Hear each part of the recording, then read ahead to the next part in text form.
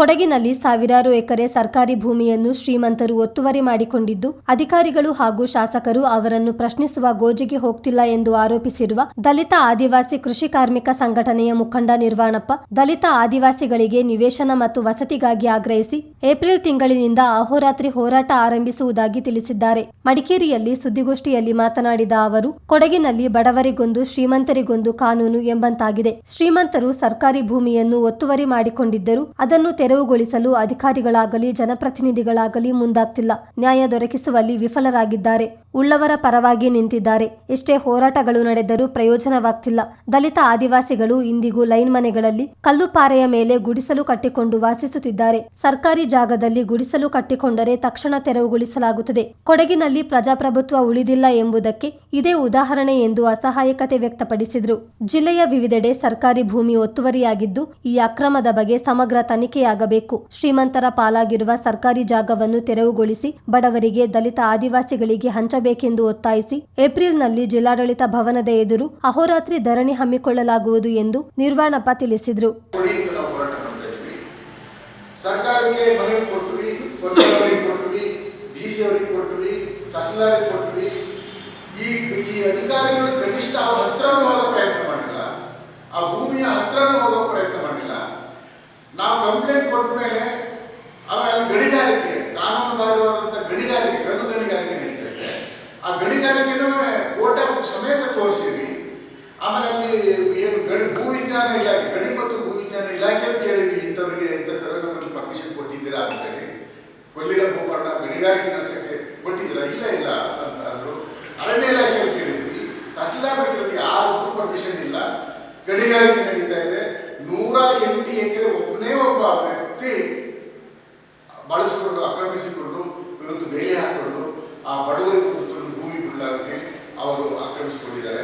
ಈ ನಾವೆಲ್ಲ ಕಂಪ್ಲೇಂಟ್ ಕೊಟ್ಟ ಮೇಲೆ, ಎಲ್ಲ ಅರ್ಜಿಗಳು ಹೋದ್ಮೇಲೆ ಈತ ಅಲ್ಲಿ ಗಂಟ ಕಾಡು ಬಿಟ್ಟಿದ್ರು.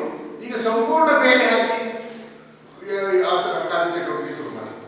ಆದರೆ ಈ ಅಧಿಕಾರಿಗಳು ಎಷ್ಟು ನಿರ್ಲಕ್ಷ್ಯ ಮತ್ತು ಎಷ್ಟು ಅಸಹಾಯಕರಾಗಿದ್ದಾರೆ ಅಂತಂದ್ರೆ, ಈ ಭೂಮಾಲೀಕರ ವಿರುದ್ಧ, ಈ ಶ್ರೀಮಂತರು ಅಕ್ರಮದ ವಿರುದ್ಧ ಮಾತಾಡಲಾರದಂತಷ್ಟು ನಿರ್ವೀರ್ಯಗೊಂಡಿದ್ದಾರೆ ಅಧಿಕಾರಿಗಳು ಮತ್ತು ಶಾಸಕರುಗಳು. ಮುಖ್ಯವಾಗಿ ನಾವು ಇಬ್ಬರು ಶಾಸಕರನ್ನ ನಾವು ಇವತ್ತು ಗೆಲ್ಲಿಸಿದ್ದೀವಿ. ಜನಪರರು ಮತ್ತು ಪ್ರಗತಿಪರರು ಮಾತಾಡ್ತಾರೆ, ಬಹಳ ಸ್ಪಿರಿಟ್ ಇದ್ದಾರೆ ಮತ್ತು ಯುವಕರಿದ್ದಾರೆ ಅಂತ ಹೇಳಿ ನಾವು ಅಂದ್ಕೊಂಡು, ಬುದ್ಧಿವಂತರಿದ್ದಾರೆ ಅಂತ.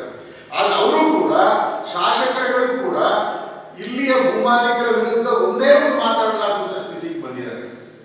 ಭೂಮಾಲೀಕರ ವಿರುದ್ಧ ಒಂದೇ ಒಂದು ಮಾತಾಡಲಾರದಂಥ ಸ್ಥಿತಿಗೆ ಬಂದಿದ್ದಾರೆ. ಅವರು ಕೂಡ ಸಂಪೂರ್ಣ ಒಂದು ಏನು ಅಸಹಾಯಕ ಪರಿಸ್ಥಿತಿಗೆ ಆಗಿದ್ದಾರೆ. ನಾವು ಕೂಡ ಕೇಳಿದ್ವಿ, ಮನವಿ ಕೊಟ್ವಿ, ಸರ್ ಏನು ಸರ್ ನಿಮ್ಗೆ ಅರ್ಜಿ ಕೊಟ್ಟ ಮೇಲೆ, ನಿಮ್ಮ ಗಮನಕ್ಕೆ ತಂದ ಮೇಲೆ ಅವ್ರು ಇಡೀನೆಲ್ಲ ಬಳಸ್ಕೊತಾರಲ್ಲ, ಇಡೀನೆಲ್ಲ ಚಟುವಟಿಕೆ ಸ್ಟ್ರಾಂಗ್ ಮಾಡ್ತಾರಲ್ಲ, ಏನು ಸರ್ ಅಂತ ಕೇಳಿದ್ರು. ಶಾಸಕರು ಹೇಳ್ತಾರೆ, ನಮ್ಮ ಕೈ ಏನಿಲ್ಲ, ನಮ್ಮನ್ನು ಸೋಲಿಸ್ಬಿಡ್ತಾರೆ, ನಾವು ಅವ್ರನ್ನ ಪ್ರಶ್ನೆ ಮಾಡೋದು ಆ ಒಂದು ಆಗ್ತಾ ಇಲ್ಲ, ಇಲ್ಲಿ ಅಂತ ಪ್ರಜಾಪ್ರಭುತ್ವ ಇಲ್ಲ ಅಂತ ಹೇಳಿ ಕೂಡ ಅವರು ಮುಕ್ತವಾಗ್ಕೊಳ್ತಾರೆ. ಅದರಿಂದ ಕೊಡಗಿನಲ್ಲಿ ಇವತ್ತು ಪ್ರಜಾಪ್ರಭುತ್ವ ನಿಜವಾಗ್ಲೂ ಉಳಿದಿಲ್ಲ ಅನ್ನೋದಕ್ಕೆ ಇದು ಉದಾಹರಣೆ ಆಗಿದೆ. ಅದರಿಂದ ಕೊಡಗಿನಲ್ಲಿ ಇವತ್ತು ನಿನ್ನೆನೂ ಕೂಡ ನೀವು ನೋಡಿದ್ರಿ, ನಿನ್ನೆನೂ CPM ಹೋರಾಟ ಮಾಡಿದ್ದಾರೆ ಇಲ್ಲಿ ನಿವೇಶನಕ್ಕಾಗಿ, ಸೈಟ್ಗಾಗಿ. ಆದರೆ ಈ ನಿವೇಶನ ಸೈಟ್ಗೋಸ್ಕರ ಹೋರಾಟ ಮಾಡೋದು, ಅರ್ಜಿ ಕೊಡೋದು, ಹೋರಾಟ ಮಾಡೋದು, ಅರ್ಜಿ ಕೊಡೋದು. ಅಧಿಕಾರಿಗಳು ಭೂಮಿ ಇಲ್ಲ ಭೂಮಿ ಇಲ್ಲ ಎಲ್ಲಿ ಕೊಡೋದು ಅಂತಾರೆ. ಯಾಕಂದ್ರೆ ಇರೋ ಭೂಮಿಯಲ್ಲೇ ಅಕ್ರಮ ಒತ್ತುವರಿ ಮಾಡ್ಕೊಂಡು ತಮ್ಮ ಹಿಡಿತಲ್ಲಿ ಇಟ್ಕೊಂಡಿದ್ದಾರೆ. ಈ ಉಳ್ಳವರ ಹತ್ರ ತೆರವುಗೊಳಿಸ್ಕೊಳ್ಳೋಕ್ಕೆ ಇವರಿಗೆ ಏನು ಯಾವುದು ಪವರ್ ಇಲ್ಲ ಅಂತ ರೀತಿ ನಾವು ಹೇಳ್ತಾರೆ. ಈ ಉಳ್ಳವರ ಹತ್ರ ಇರ್ತಕ್ಕಂಥ ಸರ್ಕಾರಿ ಭೂಮಿಯನ್ನು, 100,000 ಎಕರೆ ಭೂಮಿಯನ್ನು, ಸರ್ಕಾರಿ ಭೂಮಿಯನ್ನು ಒತ್ತುವರಿಯನ್ನು ತೆರವುಗೊಳಿಸಲಿಕ್ಕೆ ಇವ್ರಿಗೆ ಯಾರಿಗೂ ದಮ್ಮು ಇಲ್ಲ. ಎಂಥ ಪರಿಸ್ಥಿತಿ ನಿರ್ಮಾಣ ಆಗಿದೆ ಅಂತಂದ್ರೆ, ಇಲ್ಲಿ 2 ರೀತಿ ಕಾನೂನು, ಬಡವರಿಗೊಂದು ಕಾನೂನು, ಶ್ರೀಮಂತರಿಗೊಂದು ಕಾನೂನು. ಬಡವರಿಗೊಂದು ಕಾನೂನು, ಪ್ಲಾಂಟರ್ಸ್ಗೊಂದು ಕಾನೂನು. ಮೊನ್ನೆ ನೀವು ನೋಡಿದ್ರಿ, ನಿಮ್ಮ ಪತ್ರಿಕೆಗಳಲ್ಲಿ ಬಂದಿದೆ, ಕುರ್ಚಿ ಗ್ರಾಮದಲ್ಲಿ ಒಂದೇ ಕುಟುಂಬದಲ್ಲಿ 8 ಕುಟುಂಬ ಆದಿವಾಸಿಗಳು ಸುಮಾರು 5 ವರ್ಷಗಳಿಂದ ಜೀತ ಇದ್ದು ಅವ್ರಿಗೆ ಹೊರಗಿನ ಪ್ರಪಂಚನೇ ತೋರಿಸಲಾರದಂಥ ಪರಿಸ್ಥಿತಿ ಇಲ್ಲಿ ನಿರ್ಮಾಣ ಆಗಿರ್ತಕ್ಕಂಥದ್ದು. ಅಂಥದ್ದು ITDP ಇಲಾಖೆಯವರು ಸುಮಾರು 5,000 ಕುಟುಂಬ ಇದ್ದಾರೆ ಅಂತ ನಮಗೆ ಪಟ್ಟಿ ಕೊಟ್ಟಿದ್ದಾರೆ. ಸರಿ, ITDP ಇಲಾಖೆಯವರಾದ್ರೂ ಬಿಡಿಸ್ಬೇಕಲ್ಲ. ITDP ಇಲಾಖೆ ಸರ್ಕಾರ ಅದು, ಯಾಕಂದ್ರೆ ಅಲ್ಲಿ ಹೋಗಿ ಬಿಡ್ತಾ ಇಲ್ಲ, ಅಲ್ಲಿ ಹೋದ್ರೆ ನಾಯಿ ಬಿಡ್ತಾರೆ ಅಂತೀವಿ.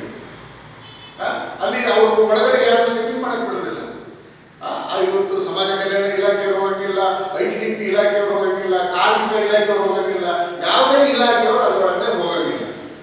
ಇಂಥ ಒಂದು ದುರ್ನೀತಿ ಇನ್ನು ಈ ಕೊಡಗಿನಲ್ಲಿ ಇದೆ ಅಂತಂದ್ರೆ ತುಂಬಾ ಜನ ನಂಬೋದಿಲ್ಲ.